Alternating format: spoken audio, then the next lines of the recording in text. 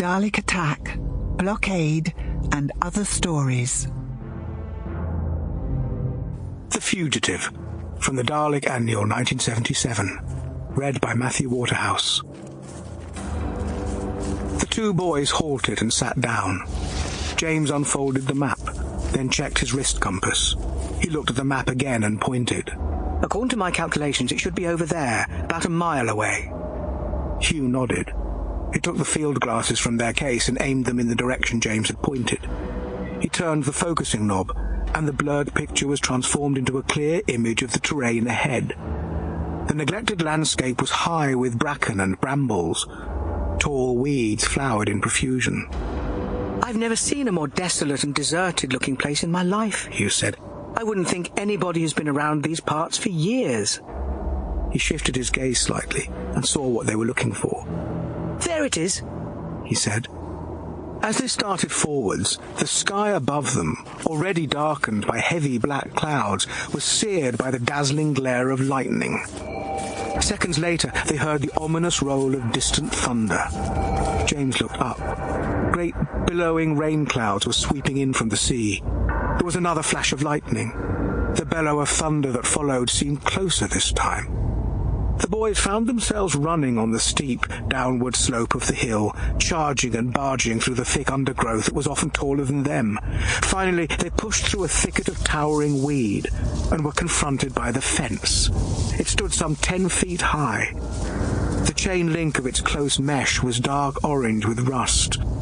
The fence was topped with coiled barbed wire. It was a formidable barrier. They paused to read a faded and peeling notice. Above the lettering was a grim-looking skull and crossbones, painted in red. Then came the words, "Danger! Keep out! Live explosives!" Further along the fence was another notice that proclaimed, "Danger! Unexploded ammunition and minefields."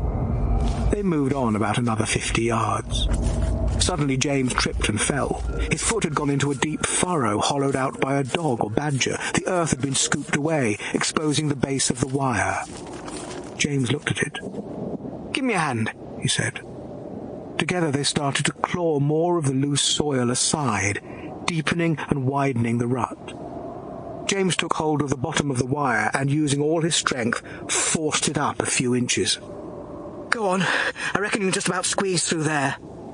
They both flinched as a great crack of thunder boomed directly above their heads. It was like some dreadful warning.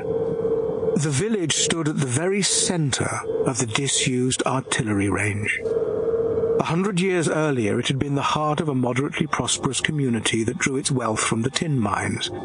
But as the vein of tin started to run out, times became harder. Then came a pit disaster that entombed more than 20 men. The mine owner was trapped with his men, and despite desperate rescue attempts, their bodies were never recovered. The villagers slowly drifted away to find employment elsewhere. When the last family moved, the village was left to decay. Legends grew up in the district that the village was haunted by the tortured spirits of the dead miners. Local people gave the place a wide berth. Wind and weather began to take their toll. Timbers rotted. Slates fell from roofs. Rain started to seep into the stonework. Nature began to reclaim the area. Ivy scaled the walls. Ash and elder took root in the cracked paving. Weeds and grasses found footholds among the bricks. After 30 years, no one ever went there. The village was forgotten. Very few people even knew it existed. In 1939, the army designated the area as a firing range. Wire fencing was erected to enclose thousands of acres of land.